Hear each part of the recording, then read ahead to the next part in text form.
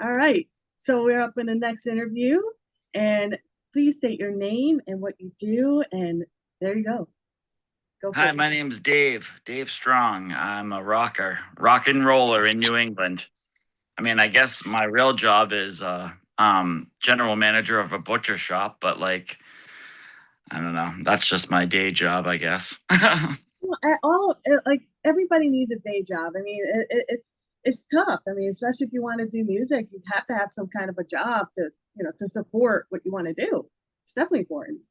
Yeah. I mean, I've worked in kitchens and all that crap forever. Like, I don't know. I started at the very, very bottom, and then like when I started cutting meat, like when my daughter, who's 24 now, like when my ex was pregnant, I got somehow I was working at Wendy's and at Hannaford's at the same time, and this place called the Meat House opened, and I just was like, what the hell? So I went over and they taught me how to cut meat, and I was like, I'm never going back into a kitchen after that. So now I've worked my way up to general manager, which is pretty sick, but you know, started at the bottom. Now we're here.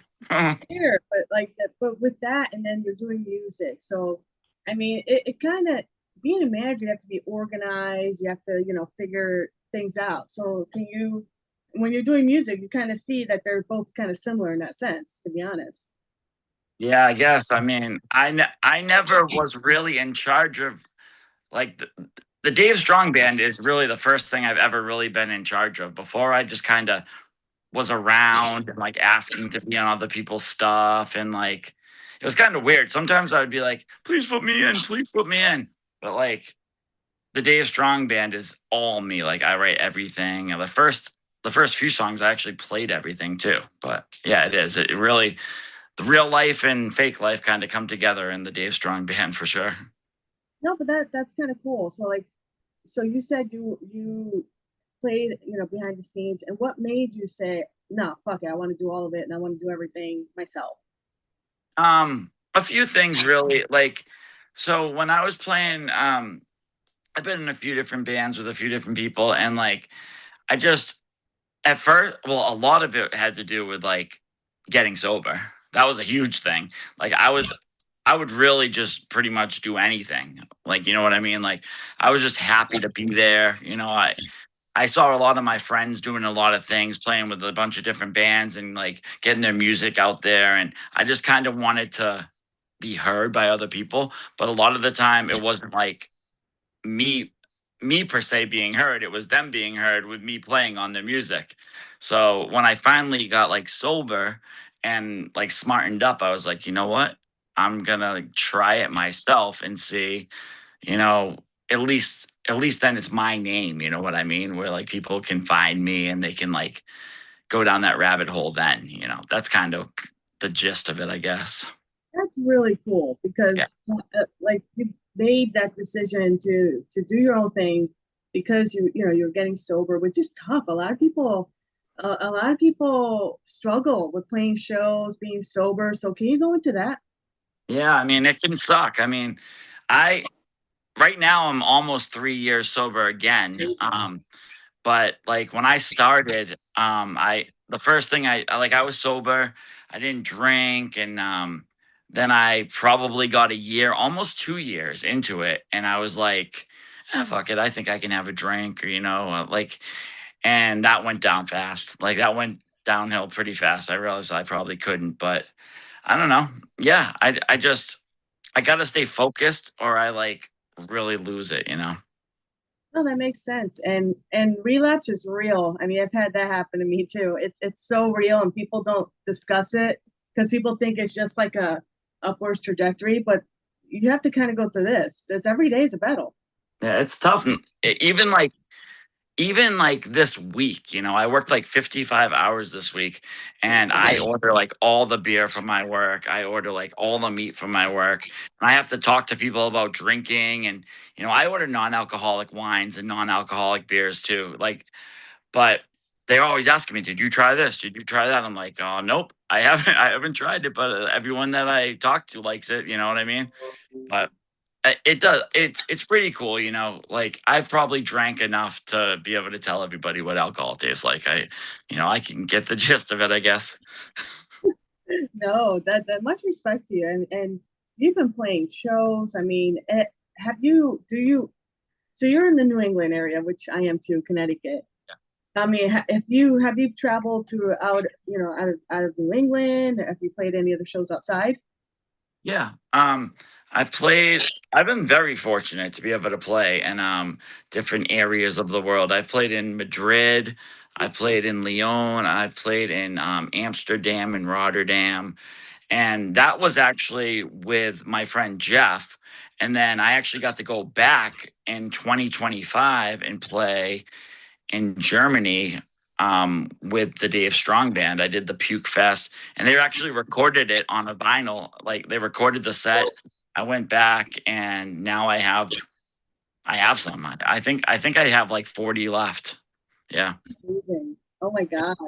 That's a huge thing. I mean, you go, you travel, you made your music, and you went to Europe, and when you probably came back to America, you're probably like, I mean, I, I did Europe. I'm good. it's very humbling. I mean, it's very humbling because when you go over to Europe, Puke Fest was like 500 people and it was sold out. You know what I mean? They didn't obviously come to see me, but like, they all were there to watch me. You know what I mean? And I played a show before in, I might be butchering this, but Osnabrück, I think it was called. Like before, I played with this band called the Lemonades, who were a really great band from Scotland. And that show before Puke Fest was sold out as well. So, and that was probably like 100 to 200 people too. So, and then it's funny because I came back and I want to say either that same week, it must have been like I flew in and then like 3 or 4 days later, I played in Portland, an acoustic show. And there was like four people at it, you know, Oh, but that's how it is around here. You know, you play music, you know, it's just, it happens. it does. It's weird. It's weird. People get discouraged, but like from somebody that goes from a lot, you still play your heart out to those four people, and you never know, those people will end up being your biggest supporters. And sometimes playing to a lot of people, they probably move on to the next band. So it's kind of like either way, you got to give it all you got. It's true. It's I don't know exactly what it is, but something comes over me like it's tough going into a show. I get all nervous. I do the thing, my palms sweat and everything. I like slam waters, I slam energy drinks, and then I get on the stage and I just like become a persona. You know what I mean? It doesn't matter if there's one person there, it doesn't matter if there's 100 people there. I'm like, I feel like I'm Green Day sometimes. Like in the middle of the first song, I like the band keeps going. I'm like, Rhode Island, what's up, motherfucker? Like I just played the Scurvy Dog, I think, a couple weekends ago. It was a sick show. We were on at 7. Lee, my buddy who actually lives in Connecticut, or he has a house in Connecticut, but he lives in Canada now. He came back for it. We didn't practice at all, and it was like last time we played together was in Germany. I mean, stuff like that. That's why I love music so much. You know what I mean? It was like so fun. There was a bunch of people there. I know I'm all over the place, but it's like I just become a whole different person when I'm on stage. It's just I could have the shittiest day. It was like my Nana's 90th birthday, and we me and my wife and kids went down to her birthday party. My mom and she lived somewhere near Saugus area, and my mom took them while I drove to Scurvy Dog in Rhode Island to meet up with my band. We played 7 to like 8 or something. I stayed around for a little bit to catch the bands and stuff. A few bands. I know that thing goes on forever, so I didn't watch every band, but like rocked it. Said hey, hugged Lee, hugged Bernie, hugged MD, and then I was like, all right, I gotta go get my kids. See you later, you know. And then I went to work the next day at 7 o'clock. Oh So God, it's tough, especially being a parent. You know, yeah, kids, and you have to bring them somewhere, and kids have their own schedule. I know. I blame myself 100% for the parents thing. Jesus Christ, I have 5 kids. Like Hi, I, kid. yeah, I have 24, 21, 8, 5, and 1. My 24-year-old just bought her first house, which is crazy because I didn't buy my first house like 4 years ago. I think I bought my first house. So it's like so proud of her. But That's amazing. I mean, the age ranges too. It's like it's Oh my God. I know. I was just about to be an empty nester. Well, got married, divorced, and stuff like that too. So like it was a whole new thing. But I mean, I don't know. I don't think that I could. I feel like being around kids and like I'm a family guy, I think. You know, I make friends, they have to love me. So That's cool. I mean, a lot of times, when I think because with my son too, it's like you see like this like fun that they have. Like they bring out like they're kind of like the kid in you a little bit, and it's kind of cool to see that. People grow up and then they become like especially with like I don't know if I explain it right, but people like older punks, some of them get all grouchy and elitist, and it's like I feel like it's kids. They bring out the kid in you. It's really cool.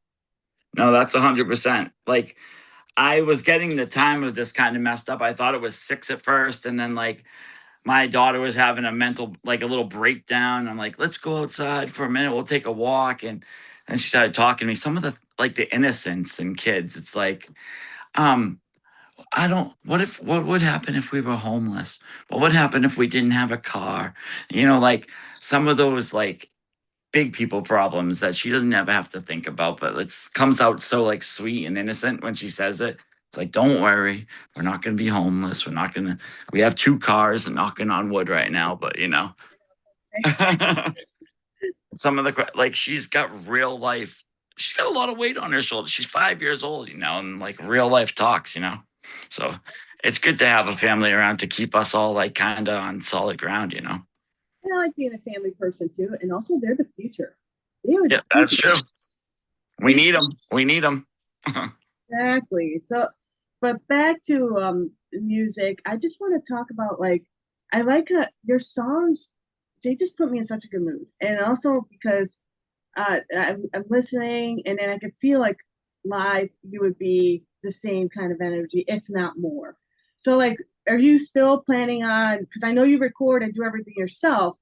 Do you plan on having other people collaborate with, or do you just want to continue on your own? Um, it's so the band has really kind of come together. It's weird because when I started it, it was it was just me. Like I had just come out of being in another band, and one of the guys that played guitar in the band was like, I know you have some songs, because I'd bring him to the table at the other band's practice, and it was like not happening. So he goes, I know you have songs. Why don't you come to this place and record them? And I was like, all right, okay. And then he'd play them. So that I could play the drums, and then I would just erase them and play the guitar over it. Like the first 2 songs, I would and Little Girl, I did everything. And my oldest daughter, came in and sang the backup on them and stuff. But there's been a real cool like transition of how it's gone. It's gone at first like I wanted to be like a psychobilly type of rock and roll band. So then I wrote like Nights in Jail, and I covered Come On Everybody and stuff like that. And then Terry, he left the band. Like he played on the first 8, like after the 2 I recorded myself, there was like 8 more that he played on. The last song he played on was One Good Reason. Um, and then Lenny Lashley was on that bit song and stuff. It was crazy. Like it was like me, Yuri, Terry, and this guy Roger playing. And Roger was in the band The Bruisers. Like he was the original Bruisers drummer, and like he plays in a whole other bunch of different bands. But he didn't want to play many shows. He had other things going on, and Yuri kind of fizzled out, and then Terry kind of was like, I had some kids, and I was like, okay, what am I going to do now? Yeah. Back to the whole single thing again. So I played some acoustic shows. And then my buddy Bernie stepped in, who was in a band called the Tunnel Rats back in the day, which was a really sick band. Um, and then who else? And then Lee stepped up and started playing drums. That's what happened. Lee came in and played drums. And I was like, yeah, I have a band again. And then Lee's brother passed of colon cancer. I had a tour going. So I asked my friend Jared, who's in the Mighty Suicide Squirrels, to Oh, come and play with us. And he came and played with us like without practicing. He came and played in Philly. We did like a New York, Philly, like West Philly, like 4 day type tour that he came on. And Lee was like, after Lee's like, I like playing guitar anyway better. And I was like, all right, well, so then it was me, Bernie, Lee, and Jared for a while. And then and then Bernie didn't want to go to Germany with us or anything like that, or he couldn't go to Germany. I think he's gonna go to the next one that we do, but he couldn't go. So it was me, Jared, and Lee who went to Germany. So it's funny because it's always like a revolving door now. And now Jared's not in the band anymore. Lee's in Canada, so he only plays when like he's around or he bounces back and forth. But I save him. I save him for like the big shows or whatever. But right now oh yeah, and then we put a Craigslist ad out for a new Good. drummer. Like that. Um, because I like playing acoustic. I might actually record some of my songs acoustic just to see what they sound like. Because I love Jesse Ahern. I really love Lenny Lashley. I love the way that stuff sounds. Chuck Reagan did it really well. Like, I can keep going on. Like all the guys from All and just like Scott Reynolds and Chad Price. They all do really cool stuff. John Snodgrass. I love it. I love that acoustic punk stuff. They prove that you don't really need a band behind you, but it just doesn't sound the same to me. Like my songs have energy. So yeah, so we filled out. I know Bernie put a Craigslist ad out. This guy MD, Mark Daniels, we call him MD Ricker. I call him Mad Dog actually because MD. He came. He rocked the set. It was like amazing. Um, it's all these weird like wow moments to me because I'm like, no one's gonna play drums with me. I'm gonna have to play drums now, or I'm gonna have to go to a solo again. And it's like, don't worry, we'll figure it out. We always figure it out. And now MD is just like ripping it up. Like we're gonna record soon a few new songs, and it's back to a 3 piece. But when Lee's around, like he plays the solos and stuff. But I mean, I wrote all the solos, so I can play them anyway. Um, yeah, I mean, it's just a revolving door, but like it always happens. Like right, Bernie's been in it for like the longest time now, and MD is like the new guy, and I don't know. I don't know. I just love it. Mm. I love it too because it's kind of like, and you're friends with all these people. It's not like you could just like say hey, and if you're in a spot, they can come and help you out, which is what Yep. I love about music. I love that they could Yep. just make friends like that, and they will come and help you if you're in a spot. Yep. Yep. And I mean, and I knew of like a lot of these people before, but like we all kind of came together through music. That's the thing. Like we weren't high school friends or anything like that. We all just like share the common like music. We love it, and we just I don't know. It just has happened, and it's cool. It's really cool. I mean, isn't it kind of cool that it's when just because of music, it just puts you to meet different kinds of people that you would never just meet in like a school. It just broadens your horizons. You meet Yeah. people everywhere just because of your songs. We Yeah. would have met if you didn't send me if I didn't know your music. I would have probably never heard of your music, and that would have been like sad because it's kind of cool that now we have that connection. It's awesome. Yeah, I feel like I was that pushy person, like throwing music at you, but you always tell me that it's all good and stuff. And you've been so good and so supportive to me this whole time too. I really appreciate it. It's people like you that help out people like me, and you rock too. You play guitar really well and you sing really well and stuff. So Well, you know what it's like. that means a lot. I really love your music. I love what you're doing. So anytime you release something, I'm like, okay, I got to do an episode. It like lights a fire under my ass, like to do the episode, which is why I was happy to do the Zoom thing too, because then now we can kind of finally talk, instead Yeah, of yeah. it's kind of cool. But I don't want to take up too much of your time, but I want to wrap this up. But I want you to promote anything you have going on, anything you want to say, a message you want to send out to anybody that's in the music scene. The whole floor is yours. Here, take it. All right, all right. So let's see. I got this one record right here. I just got a couple. Um, so DC, let me see, where are they? Hold on a second. I should have been more prepared. Hold on. It's okay. Take your time. Uh, I gotta come see it. all right, ready? Puke Fest right there. Dave Strong live at Puke Fest Holy fuck, that's so cool. on Puke Green vinyl. Cute green. Yeah. So DCPC put out, so we put out 200 copies of this record. DCPC has like 3 left. Wow. And I have probably like 10 left, but Critical Mass sold me back like 30. Because I sell a lot of them at shows, or like, honestly, I give a lot of them away too. Like, I like to give stuff away. I mean, I say it right on stage. I'm like, if you just want a record, come up to me. If you want to pay me, that's fine. Most people do pay me after I give it to them, but I'm like a salesman. I like give them a record. They're like, okay, here's some money, but I don't know. I've got probably like 35 maybe of these records left. And you can go on my Instagram, which is Butcherman Dave 2020.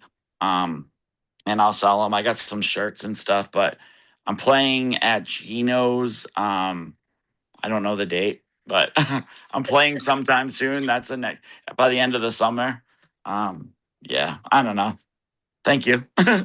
No problem. And we'll check out everything you do. And I can't wait for more songs. And if you do an acoustic thing, more power to you, because that's awesome too. That's tough to do, and I give credit to people that can do it. Yeah, I'm thinking of, I mean, just to eat up time and have fun, because like there's a studio close to me that wants me to come in, and like he's a really good engineer, and if I could just layer some, like I love my one of my favorite songs is I Would, and it's kind of like got a lot of vocal arrangements and stuff in it, so I bet I could mess around and make some of my songs acoustic just for fun. You could do it. You got Yeah, it. yeah. It opens up the door, like because there was a time where I was turning down more shows, and I just hate to turn down shows, so it sucks. It does. Yeah. Anytime. Thank you for doing this. Thank you for having me. I appreciate it. All right. Well, have a good night. Happy 5th. Happy 5th. Bye. Bye.